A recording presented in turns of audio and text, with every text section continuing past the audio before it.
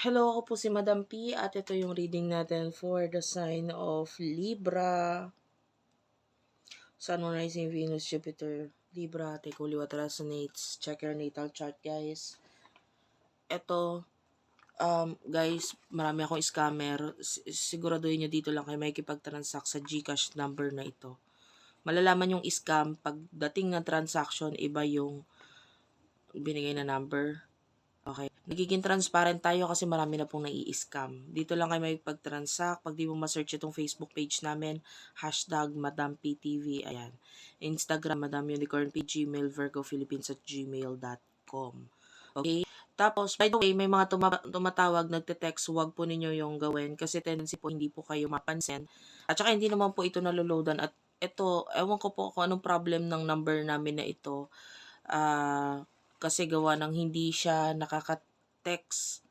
So, hindi po ito nakaka-reply. Kung magte-text kayo at mapansin yung text ninyo, pwede ang mag-reply sa inyo ibang number.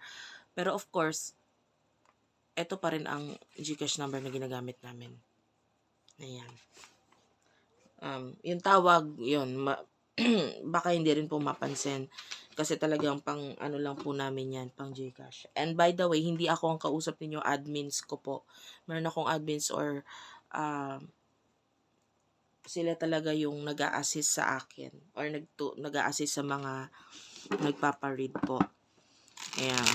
Sa mga hindi nakakaalam, meron akong triggered finger, hirap po ako mag-type. Kaya talagang meron akong taga-reply po. And yun yung ginagawa ng poster. Nagpapakilala siyang ako. Which is, hindi ko naman po gawain mag-message. Ayan. So, let's start for the sign of Libra.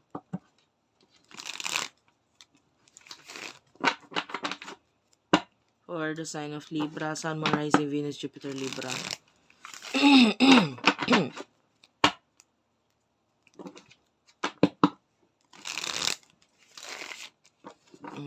For the sign of Libra.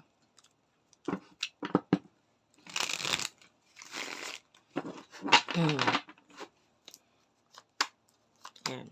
Tsaka ang gamit namin guys is page. Facebook page.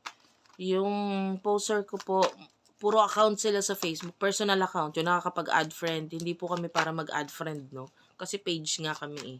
So, hindi kami nag-add friend. Sa TikTok naman, fina-follow nila yung mga follower ko. So, hindi rin po namin gawain yon yung mag-follow. Ayun. Tapos sa kanila ay may message. Lalong hindi namin gawain yung mag-message. Ayun. So, you do over the 4 of Wands, 7 of Wands, Aries, Leo, Sagittarius. You do over the Chariot, Cancer, Energy. King of Cups, ayan, Water sign, Energy. You do have here, gusto ko tong energy mo kasi you're taking actions, lalo na with the Chariot. Mabilisan na action to. Yung iba sa inyo, pag di ka nag-action sa isang bagay, ikaw na mismo pinupuntahan.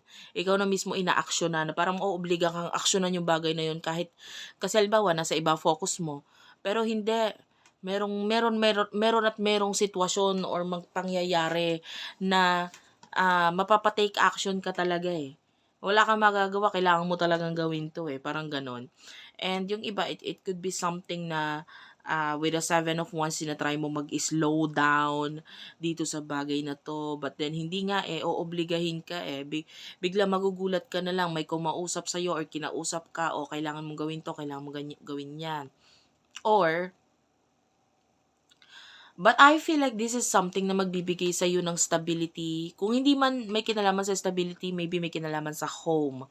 Anything na magbibigay sa iyo ng stability or anything na may kinalaman sa home, parang mauobliga ka na biglang aaksyonan yung mga bagay na yun kasi kailangan. Okay? So, bigyan kita ng example, no?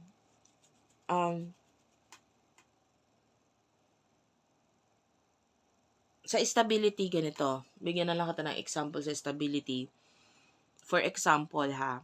Kasi pero of course, depende sa story ninyo. Ito ko'y kwento ko lang para makuhanan ninyo ng, parang ganun yung nangyayari sa akin. O, ganun. Kasi ganito. I had an experience, nito lang naman yun, mga, I think last month or ano, yeah, mga last month. Anyway, ang nangyari sa akin is, I was on vacation, tapos biglang, yung aking, sa mga hindi nakakaalam, meron ako restaurant, dito sa Naga Road, Las Piñas. Kalagitnaan ng, madaling araw, hindi naman kalagitnaan, mga 3:00 na yon, may tumawag sa akin na bangga daw yung aming restaurant. So anyway, to cut the story short, kasi walang pambayad yung nakabangga, no? Tricycle driver siya pero nakihiram siya ng sasakyan para mag-aral mag-drive, lasing. O, di ba? Ang ganda ng story. Ngayon ang ending, nabangga, wala pambayad. Nagkasundo kami dun sa okay. Kasi may mga kailangan talagang ayusin at bayaran. Of course, kailangan i-shoulder ko na lang yon. Ang naisipan ko is gamitin na lang itong opportunity na to para magkaroon ng like new beginning. So ginamit or sinabi ko dun sa tao, okay, labor na lang ang ibayad mo sa amin. May pinaplano kasi ako magpagawa ng ganito, ganyan. Which is yung gusto ko ipagawa nun, ihawan na hindi lang siya basta ihawan alam mo yun. Kailangan of course yung may chimney, etc. So yun, total may materials naman ako na gagawin lang. Pumayag naman yung tao, and then of course yun yung naging start, and yun yung nagbigay ng ngayon, of course, dagdag sa aming resto, na inisip ko na lang, of course, yung binayad niya sa akin, doon na kinukuha sa kinikita noong mismong na yon, ihawa na yon. So what I'm saying is that parang ganun yung story na ito, dahil nakakita tayo dito ng mga biglaang action. Yun, 'di ba? Nagulat ako, out of nowhere, bakasyon ako, tapos biglang napauwi ako dahil because of that. Mabiga, kumbaga. So ito, pwedeng ganun din yung story mo na parang out of nowhere, biglang boom, may gugulat sa'yo na kailangan mo tong gawin, ganito, ganyan. Pero ito, magbibigay naman siya ng stability sa'yo. Okay? So anyway, main energy na person na kakonect mo.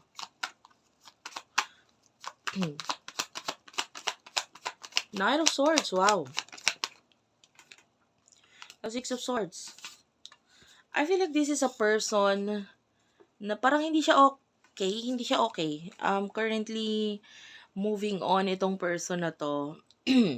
Ito, with the Knight of Swords, kung malayo siya, parang gusto niya mag-travel. This could be a person in the past. Gusto niya mag-travel, nag-move on siya ngayon. So, pwedeng may mga tragic moment na nangyari sa buhay niya. Nag-move on siya, gusto niya mag-travel, gusto niya makipag-connect or travel sa'yo, and yeah. You are already lumalabas na sa mga dreams niya Lumalabas ka sa mga panaginip niya. So, kaya ikaw yung naisipan niyang kontakin or makipag-communicate or kausapin kasi nga, hindi niya maiwasan na lumabas ka sa panaginip niya or sa isipan niya. Emotions, tell me about the emotions. You do have the Three of Wands. Okay. Eight of Swords, Gemini, Libra, Aquarius, Aries, Leo, Sagittarius energy. Okay, namimiss mo rin yung tao pero pinipigilan mo yung sarili mong mamiss siya.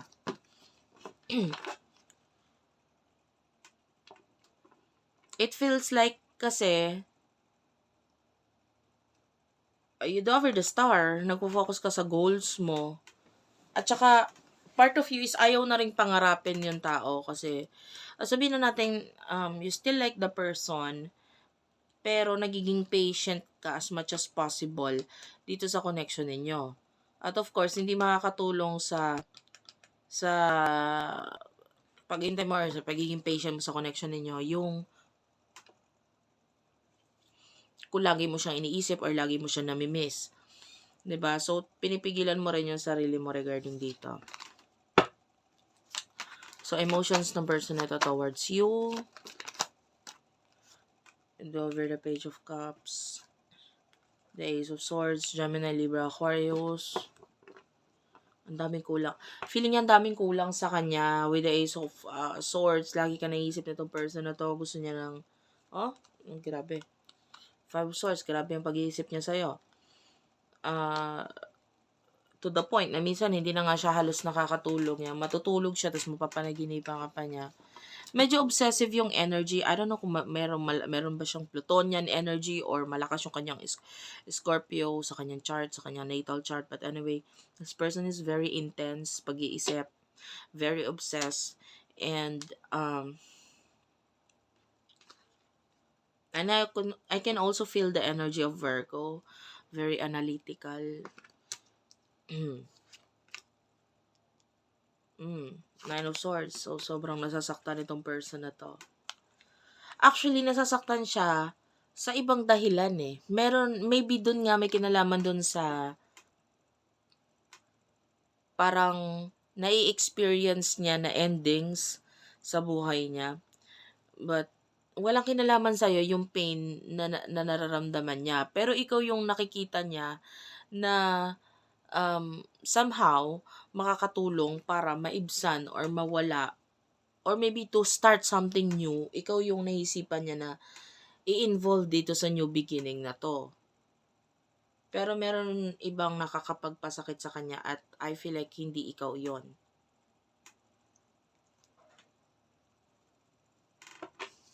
So, punta tayo sa near future energy for the sign of Libra, Sun, Rising, Venus, Jupiter, Libra.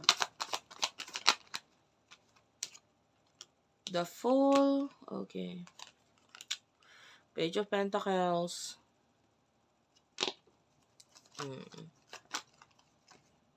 Two of Swords.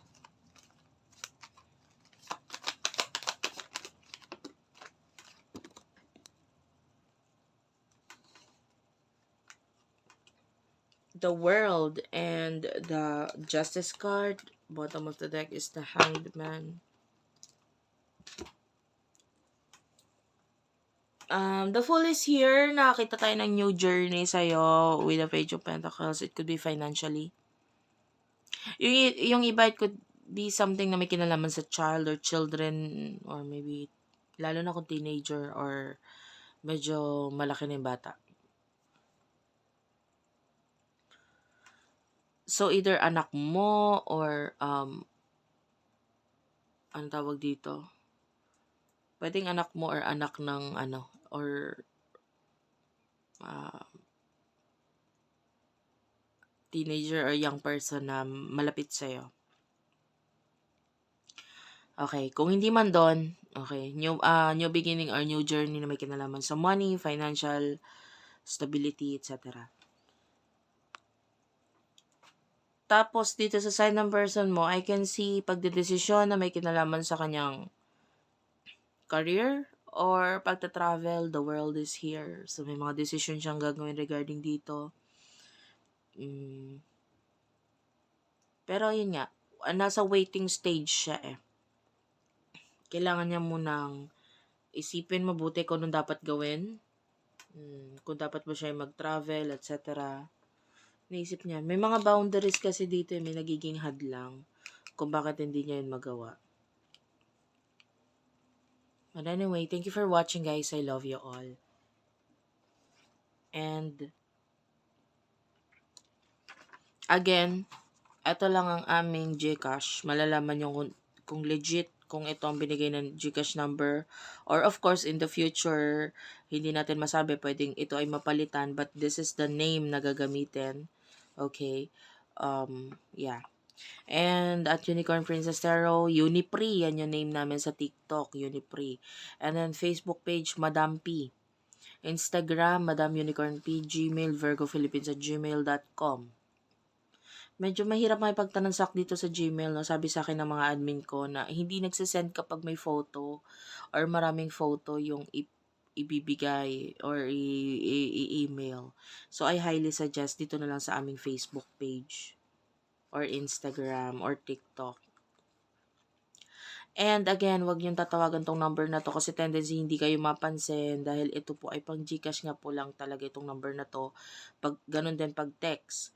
Pag napansin naman yung text, of course, ay pwedeng ibang number ang gamitin. Kasi ito talaga pang GCash lang talaga. Okay? So, meron po kasing mga ganon. Nagme-message doon. Tapos, pag ibang number na